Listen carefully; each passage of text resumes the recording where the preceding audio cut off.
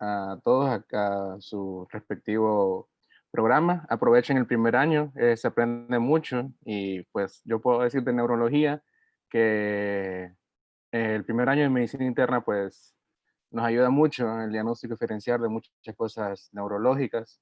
Así que aprovechenlo, es un buen año, es bonito y sin miedo. Entonces, mi nombre es Javier Lagos, soy residente de cuarto año de neurología, a punto de ya de egresar, y en esta ocasión les voy a dar una charla de lo que me parece que es pertinente que ustedes manejen en la epilepsia y las emergencias en esta enfermedad. Entonces, como cualquier, nuestros objetivos van a ser abordar el tratamiento, el diagnóstico del estatus epiléptico. Esto pues va a ser el fuerte de esta exposición. No quiere decir que no vamos a abordar otros temas de interés y que son también frecuentes en nuestra emergencia y en nuestra práctica clínica diaria. También las crisis epilépticas a repetición. Vamos a ver cómo vamos a distinguir un estatus epiléptico de una crisis epiléptica a repetición, que créanme que esto es lo que más les va a dificultar el diagnóstico, porque el tratamiento es completamente diferente y ya lo vamos a ver más adelante. Y vamos a abordar el estatus epiléptico no convulsivo, que tal vez como primer año no le va a tocar del todo, pero es un diagnóstico, es un estado de emergencia en epilepsia que se ve a menudo y que tenemos que estar pendientes de cómo poder identificarlos y tratarlos. Entonces, como definición, hay varias definiciones de epilepsia. Vamos a empezar con las definiciones, porque no hay nada mejor que formarse un buen concepto de la enfermedad que vamos a tratar si sabemos cómo se define, y si sabemos cómo se define, de ahí se derivan todas las demás cosas, es como una pirámide. Entonces, en el 2005 hubo una definición de la ILAE es la Liga Internacional contra la Epilepsia, que definió, que dijo, bueno, ocupamos una definición práctica que no nos abrume para las crisis epilépticas. Entonces es la que yo tengo en esta diapositiva. No ocupo que lo lean todo, se lo voy a resumir. Las crisis epilépticas son al menos que tengan dos crisis epilépticas, que lo podemos ver aquí, dos crisis, a la aparición de al menos dos crisis epilépticas no provocadas se refiere a que no fue hipoglicemia, que el paciente no anduvo bebiendo, que el paciente no dejó de beber, que el paciente no tuvo disminución del magnesio, del calcio. O sea, no provocadas, que de repente apareció una actividad paroxística súbita o refleja pues es un concepto que no entra en esta charla, pero refleja, hay ciertos tipos de epilepsia que son epilepsias reflejas, epilepsia del escribir, de las luces, de ciertos colores, incluso del comer. Entonces, que sean aparición de al menos dos crisis no provocadas con una aparición mayor de 24 horas. Tengamos una crisis hoy, otra crisis mañana. Si tenemos tres crisis el mismo día, no es epilepsia. Entonces, la aparición de al menos dos crisis provocadas con una separación de mayor de 24 horas. Esto ya es epilepsia. Otra definición práctica es que tenga la aparición de una crisis epiléptica no provocada o refleja y que tenga una probabilidad de crisis durante 10 años similar o mayor al 60% después de una crisis. O sea, que tengamos una crisis y que dentro de nuestro estudio tengamos 60% de probabilidad de que va a tener recurrencia. ¿Y cómo definimos cómo va a tener recurrencia un paciente? Pues cada paciente es diferente, es bien subjetivo, pero sí hay reglas que han sido pertinentes a esto. Entonces, una de las reglas es que tengamos una tomografía que esté anormal, o tomografía, cualquier estudio de imagen, que tengamos un electroencefalograma anormal, y tres, lo voy a poner aquí, lo siento, que tengamos algo al examen físico neurológico anormal. Cualquiera de esos tres nos va a dar una probabilidad de que tenga más del 60% una recurrencia. Entonces aquí tenemos que empezar fármacos antiepilépticos, y como tercera definición de epilepsia, como podemos ver aquí, es el diagnóstico de un síndrome epiléptico, que de hecho los síndromes epilépticos son bien conocidos, que también van más allá de lo que tiene que manejar un neurólogo general, que más bien lo maneja un epileptólogo, pero esto es muy raro que lo vayamos a ver en nuestro contexto. Un síndrome epiléptico se ve más que todo en niños, pero siempre también, nunca está de más saberlo. Entonces ya conociendo la definición práctica, la definición conceptual, porque tenemos, esa es una definición práctica, como, este paciente tuvo esto, es epilepsia. Pero la definición es otra, la definición es que es una enfermedad cerebral que se caracteriza por la aparición continua de crisis epilépticas que conllevan a las consecuencias neurobiológicas, cognitivas, psicológicas y sociales. Y justamente este año se le agregó que las consecuencias neurobiológicas, cognitivas, psicológicas y sociales no solo son para el paciente, sino que también para los familiares y quienes lo rodean y quienes lo tratamos. Ahora vamos a hablar ya pues ahondando en el tema de estatus epiléptico. El estatus epiléptico clásicamente se definía por crisis epilépticas que duraban a menos de 30 minutos. ¿Por qué se definían esos 30 minutos? ¿Qué era lo que decían en los 30 minutos? Porque hay modelos animales, en ratones, en simios, de que dice que si un paciente persiste en una línea de tiempo de 30 minutos con crisis epilépticas, esto pues a los 30 minutos ya va a haber daño neuronal o glial no reversible. Por eso es que se definía antes como crisis epilépticas, de 30 minutos. Sin embargo, ya sabemos que esta definición, pues no vamos a esperar que un paciente esté convulsionando 30 minutos para definirlo como crisis, un estatus epiléptico. Entonces, no sé si pueden apagar el micrófono, por favor. Es que me da como feedback. Gracias.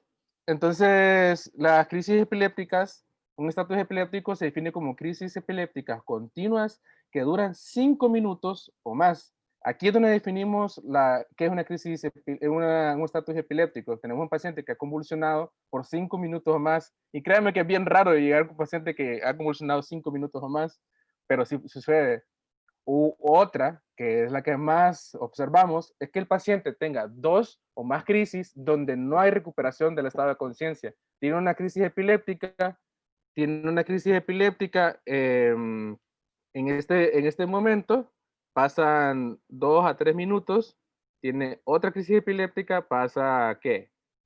1 o 2 minutos, y aunque no cumple el lapso de 5 minutos, en este lapso y en este lapso, no hubo recuperación del estado de la conciencia. Entonces, esta es una de las definiciones más útiles para poder definir qué es un estatus epiléptico. Entonces, cuando tenemos un paciente que cumpla cualquiera de estos dos criterios, es una emergencia, así como un infarto agudo del miocardio es una emergencia, así como un estado hiperemolar es una emergencia, así como un evento vascular cerebral es una emergencia. El estatus epiléptico se tiene que manejar con un tiempo controlado, iniciando desde la definición del caso. Entonces tenemos estas dos definiciones. Lo que pasa es que el estatus epiléptico tiene diferentes caras. No es una enfermedad homogénea, como ninguna enfermedad lo es. Entonces, tenemos que el estatus epiléptico se puede comportar de diferente manera. Tenemos el estatus epiléptico ya por las dos definiciones que les acabo de dar, que es que se puede manifestar como un estatus epiléptico convulsivo. ¿Qué quiere decir convulsivo? Desde ahora en adelante, no todas las crisis epilépticas son crisis convulsivas. Eso no es sinónimo. Crisis convulsiva es que tenga un fenómeno motor, clonías, mioclonías, espasmos, cualquiera, pero tiene que ser motor. Si yo digo, este paciente tuvo una crisis convulsiva o tuvo una convulsión, es que ustedes lo vieron moverse. Pero si son sutiles o solo electroencefalograma, no puede decir. Luego, el estatus epiléptico también puede ser un estatus epiléptico no convulsivo. ¿Qué es lo que sucede? Tenemos el paciente que está convulsionando, entonces empezó a convulsionar en esta línea de tiempo.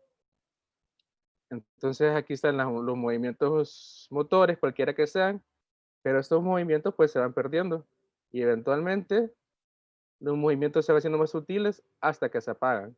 Entonces en un momento ya no hay suficiente excitación normal para que se puedan seguir moviendo y ya se vuelve no convulsivo. Pero la crisis epiléptica continúa. Entonces el estatus epiléptico no convulsivo puede ser un estado epiléptico no convulsivo post convulsiones, que esto es bien normal que lo vayamos a ver en nuestra emergencia, que son estas dos, el estatus epiléptico convulsivo y un estatus epiléptico no convulsivo, postconvulsivo. Es un juego de palabras bien raro. Pero, ¿qué significa esto? Son los pacientes que después de haber tenido un estatus epiléptico o crisis epiléptica a repetición, de repente no responden. Uno no los ve que no está convulsionando, pero no responden. A veces, usualmente, es que es esto lo que les mencionaba, que se va desgastando y se desgastando, desgastando, hasta que no mueven más los músculos y hay un estatus epiléptico no convulsivo. Luego, hay pacientes que ya cuando ustedes sean R3, R2 y también ahorita R1 los van a ver, pero más que todo en sus últimos años, van a ver pacientes que entran por un distrés respiratorio, por X o Y razón, ahorita está el COVID, pero distrés respiratorio o por ICC, y tenemos un paciente que está críticamente enfermo, y ustedes vienen, lo intuban, lo sedan, lo hacen muy bien, sale del distrés, también los gases, bueno, despertemos a este paciente, ¿y qué pasa? No se despierta, y intentan de todo, no se despierta, pasan 24 horas, no hay lesión renal, ya se depuró toda la sedación, solo está acoplado al ventilador, está en espontáneo y el paciente no se despierta. Usualmente eso ocurre porque el paciente está en un estatus epiléptico no convulsivo en pacientes críticamente enfermos.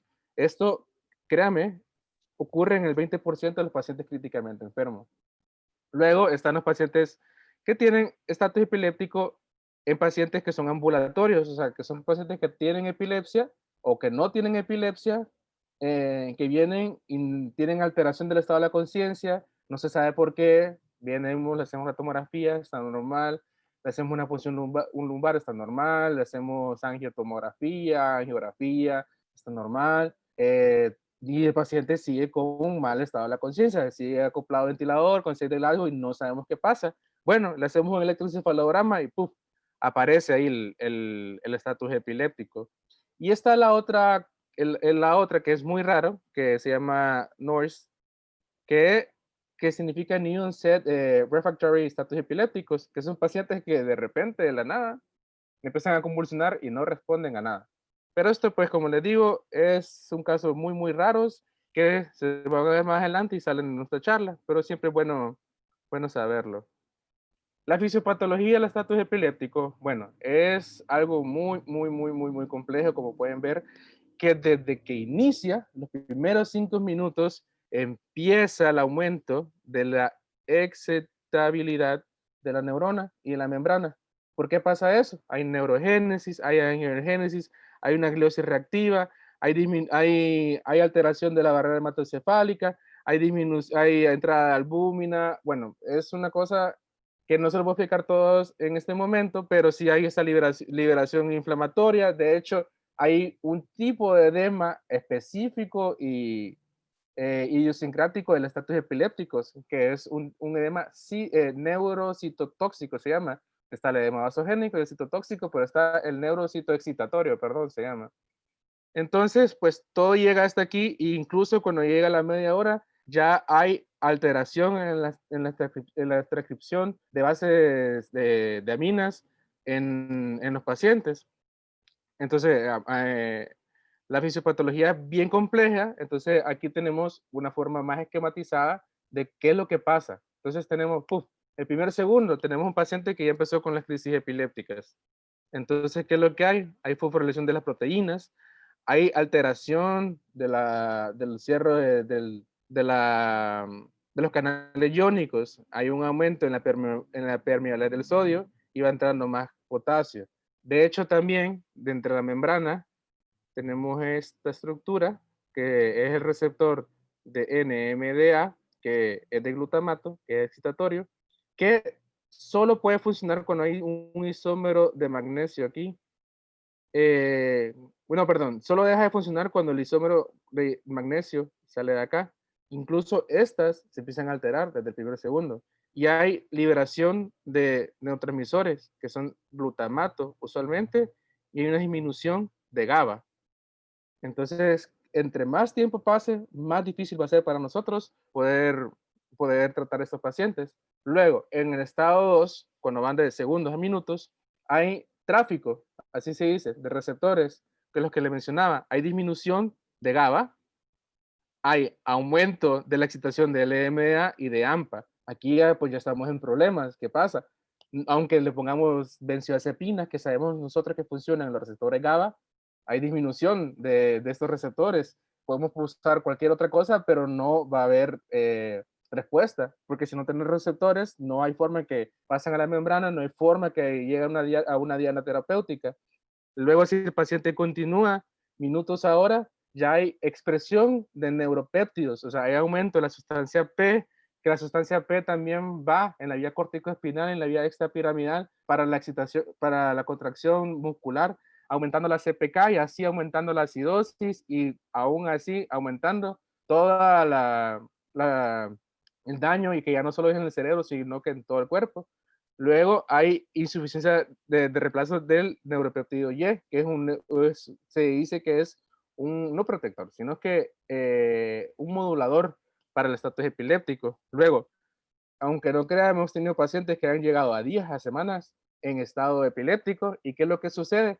Hay daños epigenéticos y genéticos.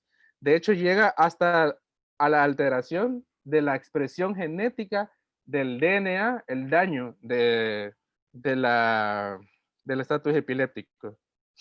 Bueno, ya pasando de la fisiopatología, vamos a hablar sobre el diagnóstico, que es el que tiene que ser nuestro fuerte, porque vamos a hacer R1 de medicina interna, vamos a hacer la batalla campal, porque aquí es donde ustedes son los que los que van a recibir el paciente.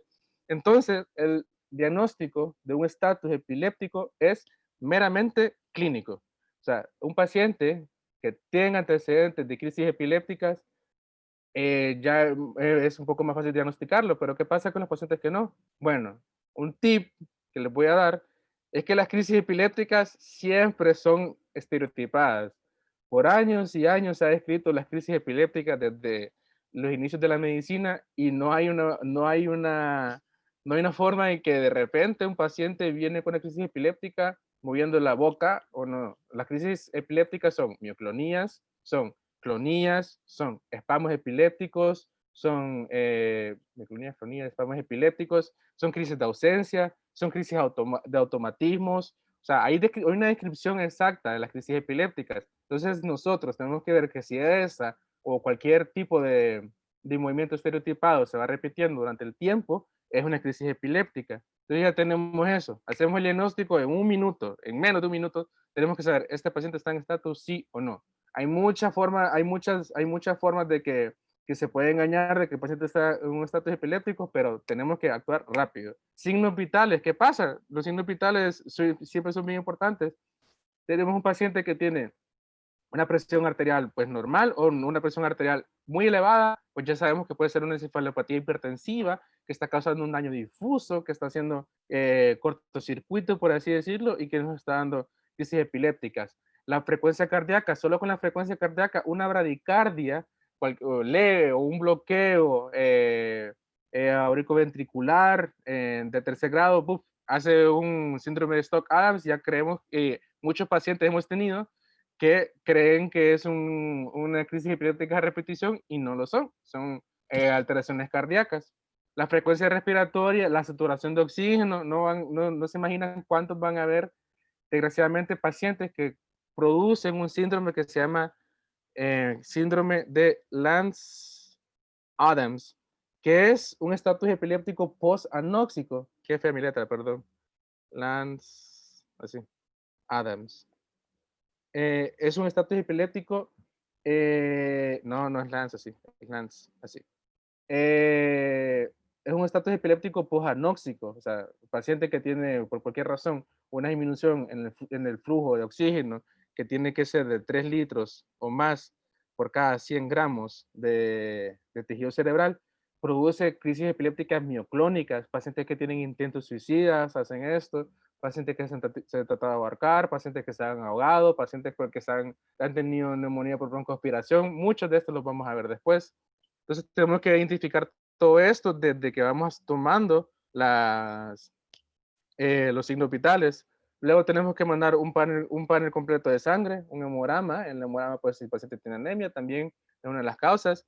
El panel metabólico, el sodio es una de las grandes causas de crisis epilépticas. Si el paciente tiene disminución del sodio, pues con crisis epiléptica, pues ya estamos hablando de una hiponatremia severa. El calcio, el magnesio y la glucosa es muy importante de que llega una glucometría, es suficiente para diagnosticar que es por hipoglicemia.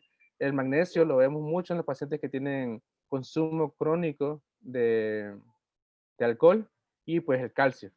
Si el paciente tiene antecedentes de epilepsia, siempre tenemos que mandar los niveles de fármacos antiepilépticos, porque ¿cuáles son las primeras causas de estatus epiléptico de un paciente con epilepsia? Bueno, las primeras causas son el desapego de los fármacos antiepilépticos, aunque los familiares le digan que no, que todos los días se toman el medicamento, que la fenitoína nunca le falta, que no sé qué. Ustedes le mandan niveles y van a estar bajos. O por alguna otra alteración. Si un paciente pues, viene con estatus epiléptico, amerita una tomografía cerebral. Pongo aquí tomografía cerebral, pero porque la más rápida, en 5 minutos está, y podemos tener un margen de lo que podemos ver, porque podemos tener una hemorragia subaracnoidea debutando con un estatus epiléptico. Luego está el electroencefalograma, que es pertinente para todo estatus epiléptico. ¿Por qué? Porque de hecho así se diagnostica el estatus epiléptico. Bueno, esto ya pues un poco algo que no vamos a ver todos, los de neurología espero que sí, con los años a venir, pero uno tiene una actividad de base que se mira en las regiones occipitales, aquí dicen de P8, P2. Entonces, tenemos aquí mucha actividad epiléptica. La actividad epiléptica se mira aquí en estas puntitas, y la actividad de base está apagada. Entonces esto es un patrón de estatus epiléptico, pero para diagnosticarlo tenemos esto, y luego, o un estatus epiléptico no convulsivo también se mira así. Luego le ponemos cualquier benzodiazepina. Aquí pues se ha usado lorazepam, que tiene muy buena evidencia, que disminuye la comorbilidad. Y si se fijan, todas estas puntitas ya no aparecen acá, sino que aparecen así, más esporádicas y más periódicas. Entonces, el electroencefalograma nos sirve para poder ver la continuación, ver el monitoreo, ver qué medicamento le falta, si vuelve a convulsionar, pues la sedación no está bien, y así, ir monitoreando. Desgraciadamente, hasta este año se pudo conseguir un electroencefalograma que pues espero yo que el otro año ya se disponga para estos casos. La tomografía, las resonancias son muy importantes. ¿Por qué? Porque podemos ver un paciente que tiene una lesión focal, como es el caso en este paciente que tiene un área leucoencefalomalacia frontal. El lóbulo frontal es muy, muy epileptogénico, solo superado por el lóbulo temporal, pero no es el caso en este paciente. Entonces sí, pues hay anormalidades que se logran observar, y pues si estamos en un país muy adelantado, se le puede mandar también estudios funcionales, donde se puede ver que el metabolismo del lóbulo occipital está aumentado por las descargas. Entonces, es algo pues que quería mostrarles, pero que no vamos a ver. Ahora, ¿por qué hacemos todo esto? Porque tenemos que identificar las causas del estatus epiléptico, porque tratar las crisis no es suficiente, y eso tienen que mm, memorizárselo, ese tiene que ser su lema. O sea, como internistas, como neurólogos, neumólogos y dermatólogos que van a hacer, las manifestaciones no es lo que tenemos que tratar. Tiene hiponatremia y pues le ponemos sodio y ya, fin. No, tenemos que buscar la causa de toda enfermedad. Y como estamos hablando de estatus epiléptico, las causas de estatus epilépticos, tenemos causas agudas y tenemos causas crónicas. Así las dividimos. Y pues las causas agudas son que tengamos un paciente que tuvo un ictus, un ictus agudo. Los ictus isquémicos, solo el 5% debutan con crisis epiléptica o estatus epiléptico. Sin embargo, hasta el 15% de las hemorragias intracerebrales se manifiestan con crisis epilépticas. Los traumas craneal, que lo vemos en neurociro, pero sí hemos visto, las infecciones del sistema nervioso central, en específico las encefalitis. De hecho, hay estudios solo de estatus epilépticos por encefalitis. Lo que le mencionaba la encefalopatía hipóxica isquémica, que da el síndrome de Lance-Arms o cualquier otro tipo. El síndrome de encefalopatía posterior reversible, que lo vamos a ver en pacientes puérperas, pacientes con hipertensión arterial crónica no tratable y pacientes nefrópatas. Luego, están las etiologías autoinmunes y paraneoplásicas, que son casi igual de comunes que las causas infecciosas, que a veces tenemos un paciente que viene con la crisis epiléptica, fiebre, alteración de la conciencia, le hacemos punción lumbar, sale celularidad, aumento de proteínas, pero todos los cultivos salen normales. Le ponemos aciclovir, le ponemos todo, ceftriaxona, vancomicina, hexametazona y el paciente no para. Y usualmente ya le ponemos Dexa, después de la Dexa le ponemos un poquito, le aumentamos un poco más la carga de esteroides y el paciente va mejorando. Usualmente son de causas autoinmunes, inflamatorias y paraneoplásicas. La sepsis, pues también es una de las causas muy importantes, trastornos metabólicos, la hipoglicemia y cualquier trastorno electrolítico, en especial del sodio, del magnesio y el calcio. El fósforo, pues también está dentro de este cuadro. Y cualquier estado de abstinencia de alcohol, toxicidad o, muy importante, que el paciente no se haya tomado sus medicamentos. Ya, las causas crónicas, que tenga historia de epilepsia y no se haya tomado los medicamentos, como puede ser aquí, un tumor cerebral o que tenga un daño estructural anterior y que ahora pues esté debutando con crisis epilépticas. Estas se llaman crisis sintomáticas crónicas. Ya, ahora hablando del fuerte, de lo de las crisis epilépticas, del estatus epiléptico, pues tenemos dos escuelas, por así decirlo. Las dos escuelas son la Sociedad de Neurocrítico y la Escuela Americana de Epilepsia. Para fines de exposición y fines de enseñanza, pues no vamos a comparar ninguna una con la otra. Aquí vamos a omitir esta. ¿Por qué? Porque la verdad es que toda la literatura lo omite, y no solo por eso, sino es que hay un momento acá que, como les dije, un estatus epiléptico es una emergencia así como un infarto del corazón, el tiempo es corazón, tiempo es cerebro también, y pues la sociedad de cuidados neurocríticos es un poco más agresiva y se tarda mucho menos en llegar a la tercera fase del tratamiento de fármacos antiepilépticos y de sedación. Entonces se divide en tres partes el manejo.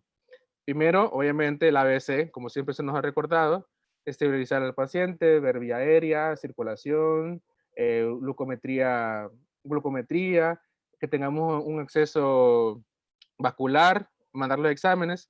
Y en este momento, pues empezamos a mandar, en el primer momento que tenemos un paciente con estatus epiléptico, pues usamos lorazepam, diazepam, que vamos a encontrar en la emergencia va a ser el diazepam. Vamos a poner una ampolla completa, hasta 10 miligramos, o el que mejor tiene evidencia es el lorazepam a 0.1 miligramos por kilo hasta 4.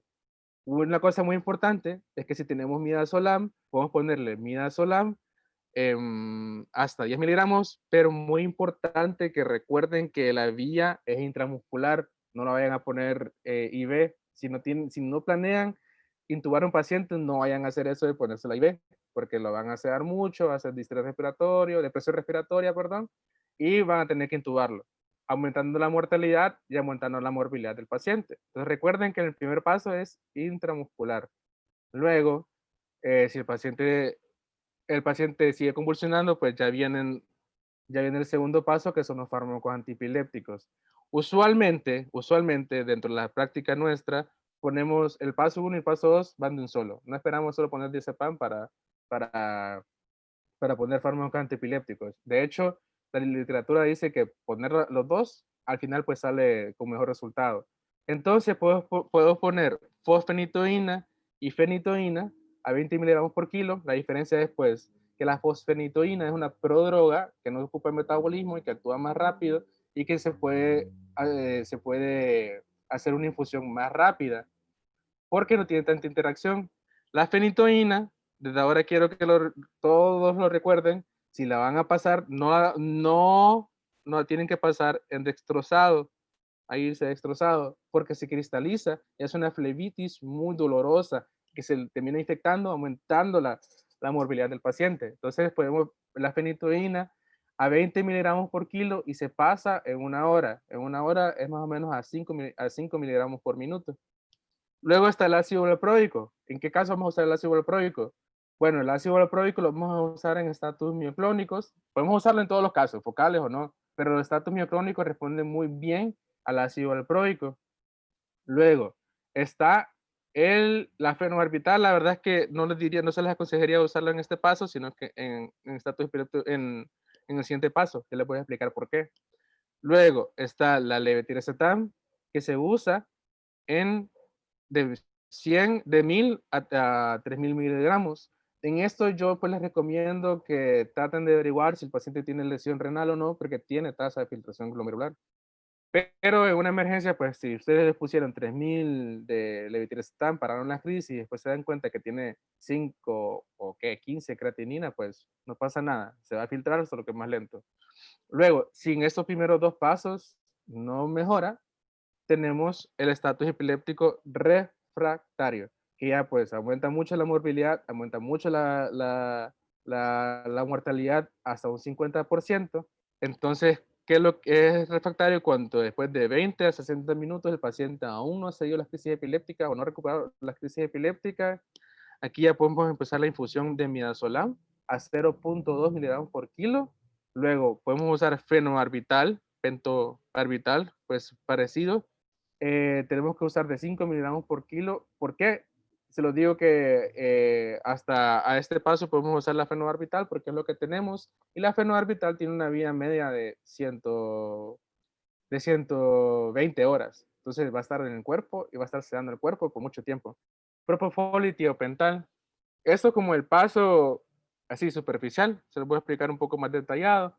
Entonces, como este es el paso 1, aquí como ya le había mencionado, el ABC, luego llegamos al uso al uso de benzodiazepinas, pero que aquí quiero que miren que tenemos alternativas. Si el paciente no tiene una vía de acceso rápida, por alguna razón él no se logra canalizar, pues podemos usar diazepam interrectal, podemos usar una carga de fenobarbital dosis, y de hecho está estas presentaciones de midazolam intranasal o bucales que no se venden en el país, pero que nosotros al diluir 5 miligramos de diazepam en aproximadamente 10 ml de solución salina y los ponemos así con una jeringa en la nariz, funciona casi igual. No es lo mismo, pero son medidas que nosotros tomamos a veces. Y si aún así la crisis epiléptica continúa, pues usamos la fenitoína, que ya les expliqué, el ácido valproico y la levetiracetam. Entonces, vamos a hablar de cada uno de los fármacos antiepilépticos que usamos. No vamos a indagar así específicamente en cada uno, pero ya les expliqué que la fosfenitoína es una prodroga, se usa 20 miligramos por kilo y después del mantenimiento se va a usar 100 miligramos cada 8 horas. ¿Cuáles son las causas de los efectos adversos? Pues la fenitoína se inventó no para la epilepsia, sino como un antiarrítmico, así que causa hipotensión y arritmia. La lacosamida es muy buena para crisis epilépticas focales. Entonces, podemos usar de 200 a 400 miligramos por kilo. Y B, lo que sucede es que no hay, es bien difícil conseguirla y es muy cara, pero es muy buena. Luego ya pues la dosis de mantenimiento es a 200 miligramos cada 12 y tenemos que tener siempre un monitor cardíaco por la prolongación del PR y también causa hipotensión. Lo bueno es que tiene muy poca interacción medicamentosa y es muy poco usado en el estatus epiléptico. El levetiracetam, como les he mencionado, de 1 gramo a 3 gramos, hasta máximo 4.5 gramos. La dosis de mantenimiento es de 500 a 1500 cada 12.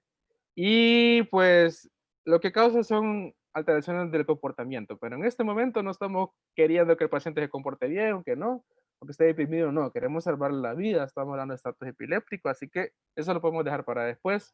Lo bueno es que también tiene pocas interacciones medicamentosas con otros fármacos antipilépticos o no.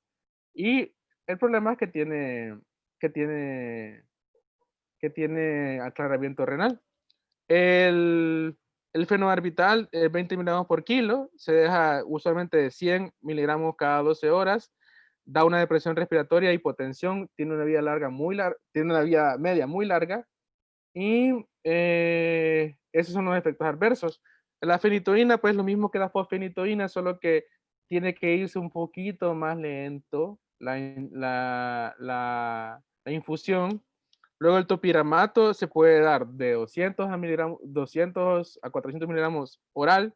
Eso es lo malo porque no hay IV y se usan de 300 a 1600 miligramos cada 12 o cada 4.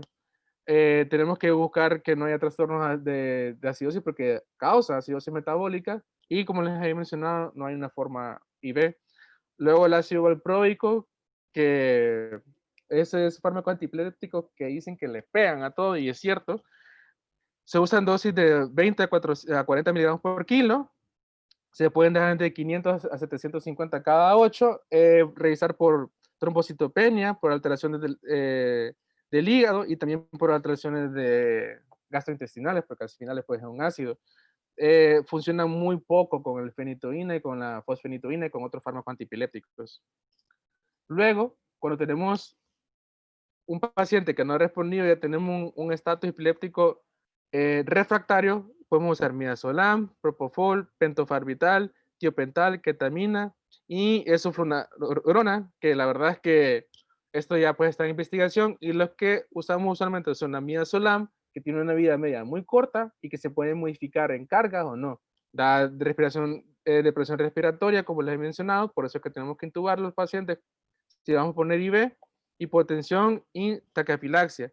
Luego, el propofol da también, hay un síndrome de la infusión de propofol cuando los pacientes llevan más de 72 horas, pues lo que ocurre es que hay aumento del triglicéridos y aumento de la mortalidad. Esto pues ya es cuando el paciente está intubado. Luego, ahora, aquí estamos hablando del estatus epiléptico refractario, pero aunque no crean, ni aunque lo tengamos con midazolam, ni con pentobarbital, ni con propofol, aún así los pacientes siguen convulsionando. Entonces, hay un nuevo estado que se llama el estado epiléptico super refractario, que es cuando ya aún lleva 60 minutos de la sedación, no hay respuesta a los fármacos antipilépticos, ni hacia la sedación, ni hacia nada. Pues aquí tenemos lo que se llaman los salvavidas en estos casos. El estado epiléptico suprarrefractario, super refractario, tiene una mortalidad y una morbilidad muy, muy alta. Llega hasta el 70% de las personas. Gracias a Dios, pues hemos visto que en el hospital de escuela hemos logrado sacar 2 o 3 pacientes en un estado epiléptico suprarrefractario.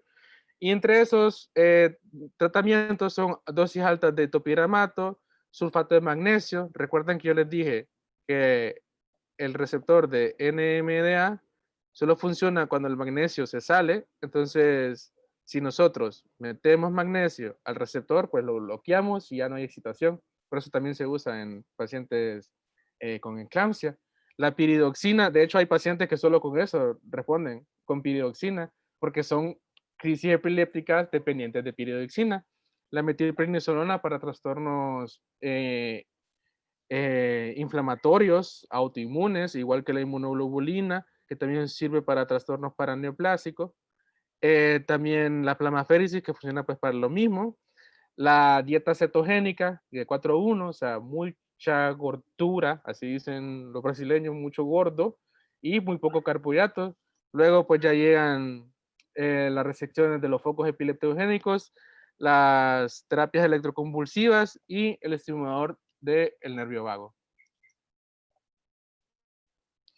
Bueno, ya hablando del tratamiento, tenemos que hablar de si tenemos un paciente con estatus epiléptico, pues tenemos que poder discernir qué tan bien o qué tan malo, cuál es la mortalidad. Entonces, por eso se han creado dos scores, por así decirlo. Uno que se llama STES, que es este, y este que se llama EMSE. Les voy a enseñar el STES porque ya este es un poco más largo y para el tiempo, pero funcionan casi igual. Si tenemos un paciente que viene con alteración de la conciencia o no, pues si está alerta, le ponemos 0 puntos. Si la peor crisis son simples parciales, que son focales, generalizadas o no convulsivas, pues le vamos a poner 0, 1 o 2. La edad mayor o menor de 65 años, si tiene historia de epilepsia, de hecho, si tiene historia de epilepsia es protector, porque no, porque ya sabemos que el paciente tiene un daño, no es otra cosa que tenemos que buscar. Entonces, si un paciente tiene 2 o más en el puntaje, tiene mal pronóstico. Y de hecho, hay un estudio que nuestro posgrado va a publicar el otro año sobre esto. A todos los pacientes con estatus epilépticos durante un año hicimos estos dos scores y sí, la mortalidad se relacionaba y tiene una relación estadísticamente significativa con este score. El EMSE es un poco más específico, ya que busca más etiologías, busca la edad, comorbilidades, el estado del electroencefalograma o sin el electroencefalograma, la edad es un poco más espaciada y el tipo de nivel de conciencia que tenga el paciente. Aquí es si tiene más de 27 o 64. 27 es si, si no tenemos electro, y 64 es si no tenemos electro. Si tiene mayor o más, mayor o igual a 27 o mayor o igual a 64, también es muy mal pronóstico y así también nuestro estudio pues lo demostró. Tal vez el otro año, pues, si Dios quiere, logro compartírselos. Ya hablando de las demás caras del estatus epilépticos, no me voy a parar mucho en el estatus epiléptico no convulsivo, pero solo eh, les quiero mostrar que para llegar a este algoritmo de estatus epilépticos no compulsivos, ocupamos un electroencefalograma. No hay una manera de diagnosticar un estatus epiléptico no convulsivo con certeza y con convicción, sino con un electroencefalograma. Hay pequeños datos sutiles en los párpados que hacen unos espasmos palpebrales en los dedos, pero nada es tan importante como un electroencefalograma. Ahora, como les mencionaba, no todo, como les mencionaba el otro al inicio, pues el estatus epiléptico va a ser el fuerte de esta exposición, pero tenemos otras cosas, porque tenemos pacientes que van desde que tienen una crisis epiléptica aislada hasta que tenga recurrencia de una crisis epiléptica no compulsiva, luego un estatus epiléptico no convulsivo. O sea, aquí hay muchas cosas que pasan entre un estatus epiléptico y una crisis epiléptica. Y un ente muy importante son las crisis epilépticas repetitivas o a repetición. ¿Que cómo las vamos a definir? Es cuando hay 3 o más crisis epilépticas en un lapso de 24 horas. Un paciente que tiene epilepsia o que no tiene epilepsia y que convulsionó 3 veces en 24 horas, eso ya pues es un estado epiléptico perdón, no es un estado epiléptico compulsivo, sino que es unas crisis epilépticas a repetición y que les van a llegar a la emergencia porque les van a llegar, porque es incluso más común que el estatus epiléptico, que doctor, no, yo estaba bien, llevaba 4 meses sin convulsionar, pero he convulsionado 3 veces. Usualmente es que he dejado el fármaco antiepiléptico, a veces tienen infecciones, algún trastorno metabólico, qué sé yo, pero sí les va a llegar. Y la cosa muy importante aquí es que esas 3 o más crisis epilépticas en ese lapso de 24 horas, en medio de esas 3 crisis, el paciente sí tuvo recuperación de la conciencia. Puede ser que esté un poco agitado, un poco dormitado, pero sí les puede comunicar, sí les puede decir que tomaban, sí les pueden decir la hora. Entonces, son pacientes que les van a llegar. En este momento no se tiene que usar sedación, no le tienen que poner diazepam ni lorazepam. Y se sabe que es muy importante que el uso del tratamiento de estatus epiléptico refractario o no refractario aumenta la comorbilidad. Es una práctica a veces muy común que vemos que hay un paciente que convulsionó 2 veces durante el día y llega, pues, llega donde nosotros y nos damos cuenta que en algún lado le pusieron em, 1500 miligramos de fenitoína porque convulsionó 2 veces. esta es la dosis para estatus epiléptico. El paciente ocupa esta dosis, se está convulsionando una y otra vez y no recupera la conciencia. Pero si el paciente no tiene indicación de que tengamos que ponerle tanta fenitoína, pues no se le tiene que poner. Y de hecho, a veces pasa que le ponen 1500 de fenitoína o qué sé yo, 2 gramos de fenitoína o ácido valproico, y al final terminamos ingresando al paciente, no por el estado epiléptico, ni siquiera por la crisis epiléptica, sino que por intoxicación por fenitoína. El paciente está con nistagmus, disartria y ataxia. No logramos, no vuelve a convulsionar, sino que tenemos que vigilarlo por cualquier hipotensión o bradicardia que pueda ocurrir. Entonces, otra cosa es que hay que investigar las comorbilidades. Usualmente un paciente con epilepsia que tiene hipotiroidismo empieza a convulsionar más repetitivas veces, no porque haya fallado sus fármacos antiepilépticos o porque su epilepsia se está volviendo refractario, eso no existe, sino es que lo que sucede es que tal vez está descontrolado de su hiponatremia o su diabetes o tiene alguna infección de tracto urinario. ¿Saben cuál es una de las causas más frecuentes? La faringoamigdalitis bacteriana. Como es bien muy frecuente que hayan con fiebre, convulsiones, dolor de cabeza, ya pues se cree que es otra cosa y los mandan a la emergencia y no, solo tiene una faringoamigdalitis y ya, y se pueden ir a su casa tranquilamente.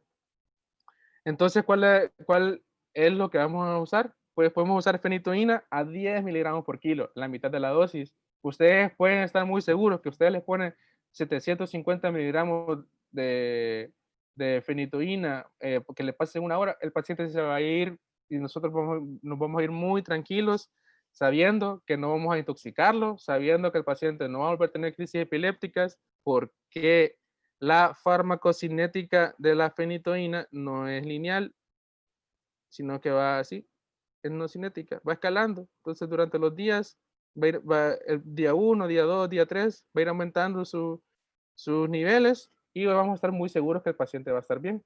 Y la otra es la lacosamida. Podemos darle lacosamida IV, que ya les había dicho que es muy raro que no hay, pero podemos darle vía oral y ya, tranquilo, lo dejamos sentado ahí, que se la tome, le hacemos el electrocardiograma, buscamos los demás exámenes y ya, podemos estar muy tranquilos. Entonces tenemos que evitar la, la intoxicación por los fármacos antiepilépticos. Y ya para terminar, siempre me ha gustado compartir una cita. Entonces, aquí dice que un buen médico trata las enfermedades, pero un muy, muy buen médico o un mejor médico trata a los pacientes que tienen estas enfermedades. Entonces, ya pues con esto los dejo. Solo siempre recuerden que cada paciente que les llegue va a ser diferente y que este paciente no es aquella diabetes, ¿no? Sino que esta es la paciente que tiene diabetes, la paciente que tiene con ictus, que cada enfermedad se va a manifestar muy, muy, muy, muy, muy diferente cada paciente y que la verdad es que eso es lo bonito de la medicina y que nunca olviden eso y pues cualquier cosa estoy a la orden para cualquier pregunta o cualquier duda, no solo ahorita, sino que después. Y muchas gracias. Muchas gracias, doctor. Gracias, doctor. Muchas Gracias, gracias. doctor. Gracias, Muchas, doctor. muchas No, gracias, muchas doctor. gracias.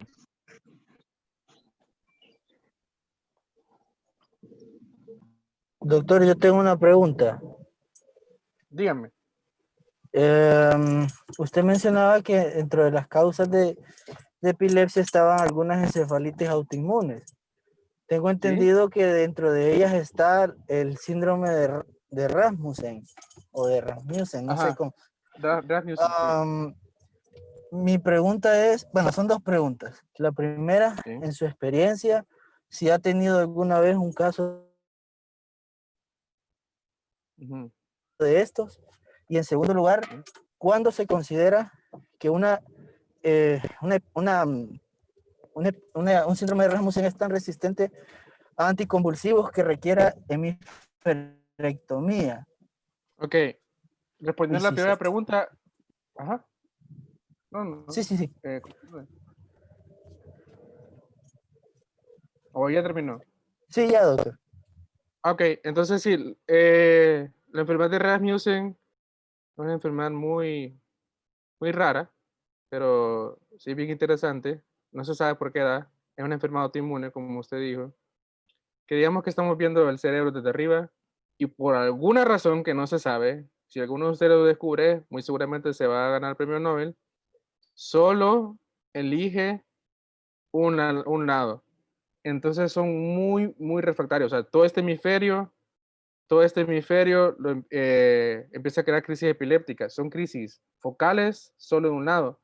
Se llama epilepsia parcial continua, lo que les pasa a ellos. En mi experiencia, que solo son 3 años de neuro, he visto 2 pacientes en el Hospital María. ¿Por qué? Porque se van niños, en adultos, pues no. Solo se ha publicado un caso de adultos y solo hay 60 casos publicados de encefalitis de Rasmussen en general. Entonces es no, perdón, 60 casos solo en Estados Unidos. Aquí hay 2. Luego, lo que sucede es que causa una hemiatrofia. Digamos, es un ladito del cerebro, todo flaco, feo, atrófico, y el otro lado muy bonito, gordito.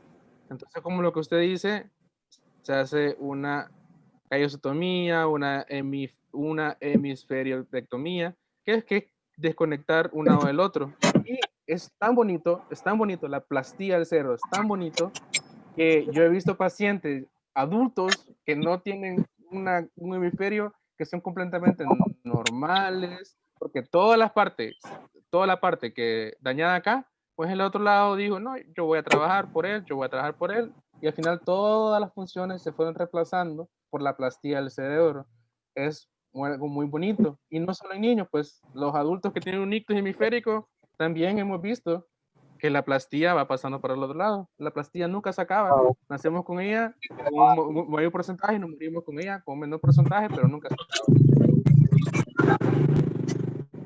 ¿Alguna otra pregunta? ¿Alguna otra Muchas cosa gracias, que pueda doctor. ayudar? A la orden. Buenas tardes, yo tengo una pregunta. ¿Sí? Mi pregunta va en torno a ¿en cuánto tiempo consideraríamos que un paciente tiene epilepsia postraumática? Por ejemplo, yo tuve un caso en un hospital regional cuando estuve en el servicio social y No, recuerdo que epilepsia, ¿qué? ¿Hola? ¿Puedo seguir? Es que hay como una moto ahí al fondo, entonces si se apagan sus micrófonos, porfa, y se dejan en no que hablar. Creo que es Olvin el que tiene encendido su micrófono. Pero es que no te escuché porque sonó algo. Ya está bien, bueno, la repito. Sí, gracias. ¿Cuánto tiempo sería prudencial o cuánto es el punto de corte para decir que un paciente desarrolla una epilepsia postraumática? Pues traumático. Esto es porque, como le digo, en mi servicio social tuve un paciente que llegó por una crisis convulsiva en ese entonces. El paciente no tenía ningún antecedente de epilepsia personal, ni tanto en la familia. Sin embargo, el papá me llegó refiriendo que hace 5 años había tenido un accidente en moto, pero que lo había recuperado muy bien y llegó esa forma presentándose el caso. Descartamos que no hubiese hipoglicemia en esa vez, tampoco habían trastornos hidroelectrolíticos y pues lo manejamos como una sospecha de una epilepsia postraumática, pero como le digo, el trauma había sido hace 5 años, entonces, ¿cuándo saber cuándo es el punto de corte? Ok. Gracias. Sí. Bueno, no solo para el trauma, sino que para cualquier cosa, pero si estamos hablando de trauma, o un ictus, o un tumor, o una cirugía, etcétera, cualquier daño que haya tenido, el corte es este. Si hay 2 definiciones que tenemos que conocer. Apaga su micrófono, por favor. Le pueden decir a Olvin que apague su micrófono.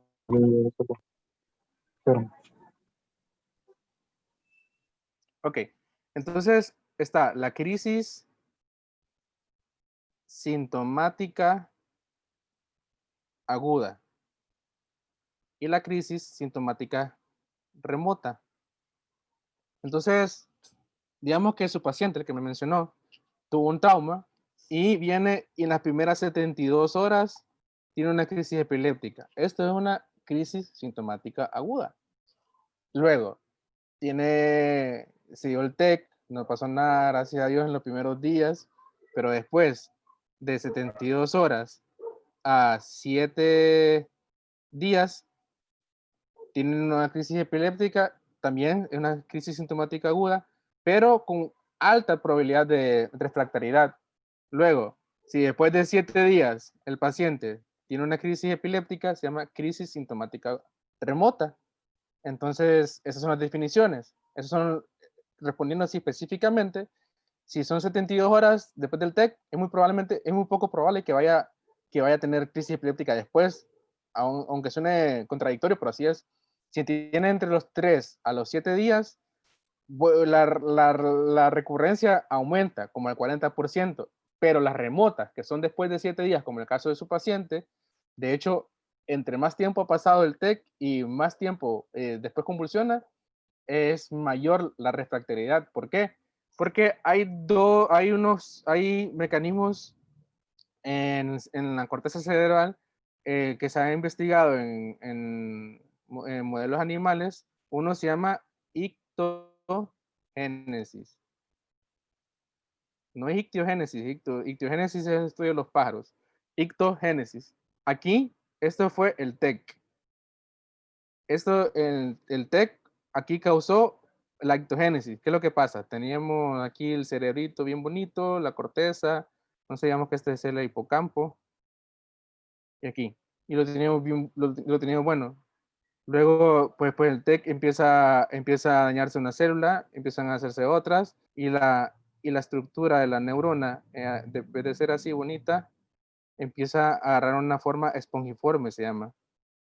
Y esto se va esparciendo, y esto se va esparciendo, y se va esparciendo, hasta que un día hace cortocircuito, por así decirlo, y empieza la epileptogénesis. Entonces, si al inicio nosotros tenemos una crisis epiléptica, podemos detener la ictiogénesis, porque lo podemos identificar, pero cuando ya lo identificamos años después, ya todos los mecanismos fisiopatológicos han ocurrido y ya no hay mucho que hacer. De hecho, donde, permítame, de hecho, algo bien interesante que les quería mencionar aquí en esto, LACE, fue una escuela latinoamericana de epilepsia que tuve el placer de acudir, es en Brasil, y pues es otro mundo. Allá si tiene un paciente con trauma cráneoencefálico, le ponen como protocolo en ciertos lugares fingolimod.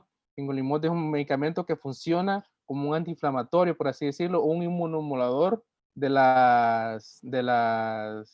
un inmunomodulador en la esclerosis múltiple, pero se está estudiando que paciente que tiene TEC, porque el TEC es muy importante porque es un daño que podemos identificar, o sea, si tuvo un TEC lo podemos identificar, les ponen fingolimod como para evitar la epileptogénesis, porque hay interleucina 6, interleucina 20, que otra, como la rituximab, funciona inhibiendo esta, pero el fingolimod detiene la alteración de esto, que estos son los que modulan la ictogénesis.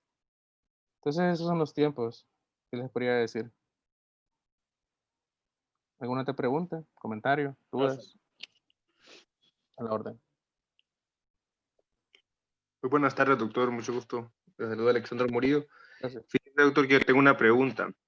En nuestro medio, pues es muy típico encontrar pacientes que, por ejemplo, pueden utilizar ya sea como monoterapia o combinaciones con, por ejemplo, ácido valproico, o solo utilizan fenobarbital, tal vez porque no toleraron la fenitoína o por otra razón. Entonces, estos pacientes, si ya en estatus epiléptico, ¿qué tan recomendable es administrarle fenitoína, ya que pues por lo general no hay fenobarbital en los hospitales, ni ácido valproico? Entonces, ¿qué tenemos que hacer en ese caso ante un paciente que pues no tolera la fenitoína, o que no tenemos otro medicamento más que la fenitoína para administrársela como segunda terapia después de las benzodiazepinas, como mencioné?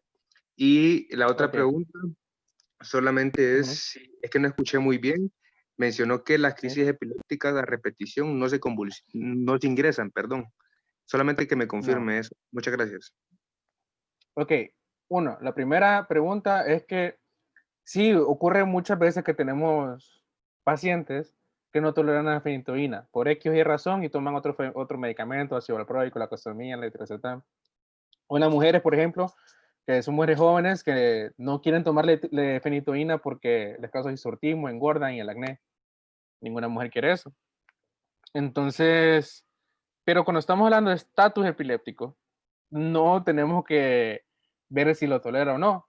Estamos tratando de evitar todo el daño fisiopatológico que les mostré, que termina en acidosis metabólica, en arritmias cardíacas, en arritmias ventriculares. O sea, que lo que queremos es parar todo ese proceso fisiopatológico. Entonces, en ese momento, si tenemos fenitoína y la paciente tiene historia que no tolera la fenitoína, le vamos a poner fenitoína. ¿Por qué?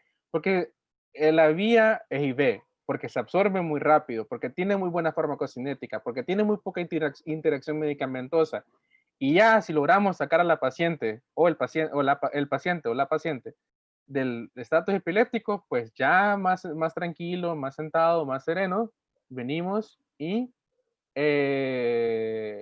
vemos cómo combinamos fármacos antiepilépticos, la fenitoína que no se la pues no le gustaba, no la toleraba, pues no, le ponemos otra cosa, ácido valproico, la fenobarbital muy buen coadyuvante, clonazepam, cualquiera de todas esas cosas, pero en una emergencia como un estatus epiléptico, pues el tiempo de cerebro y entre más rápido actuemos, y si solo tenemos fenitoína, pues fenitoína la vamos a poner.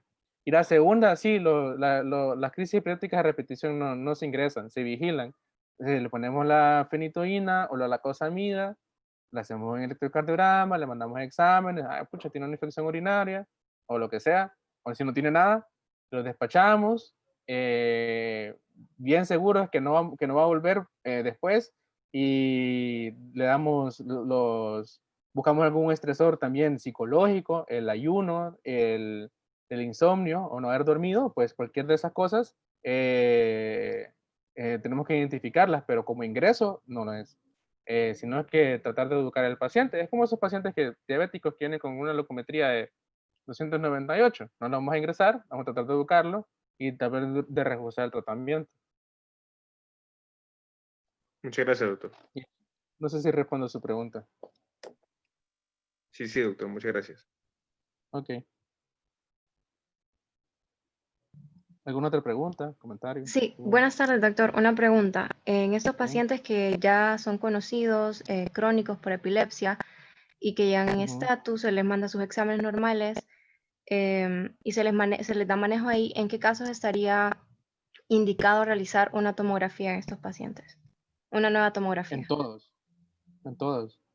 La indicación de una tomografía son bien puntuales en un estatus epiléptico.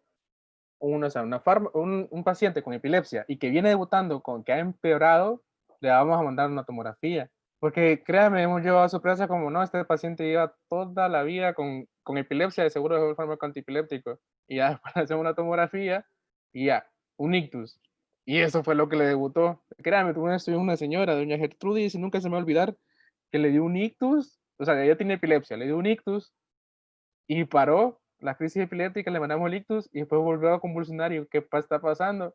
Y le volvimos a mandar tomografía y pobre doña Gertrudis, pero le dio un ictus en el otro lado del cerebro. Tenía también una fibrilación auricular tremenda que no se pudo controlar con nada y al final la paciente falleció, pero nunca, o sea, cualquier paciente con epilepsia que viene con cualquier alteración o algún empeoramiento de su estado de conciencia, siempre se manda tomografía. La tomografía tarda 5 minutos, se tarda más en hacer el papeleo que la tomografía en realidad. Muchas gracias, no sé si doctor. respondo su pregunta. Okay. Sí, doctor, gracias. A la orden.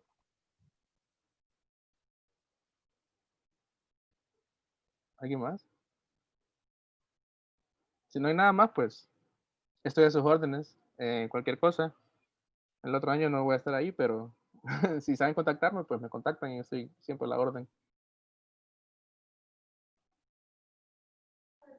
Gracias, doctor. Muchas gracias, doctor. Muchas gracias. Muchas gracias a ustedes. Gracias, doctor. Gracias, doctor Lagos. Gracias, doctor. De nada, y espero que tengan un buen año. No tienen una toalla. Gracias, ninguno, por favor. doctor. El país los ocupa. Excelente, doctor. Gracias. Bueno, gracias a ustedes. Que tengan buena tarde.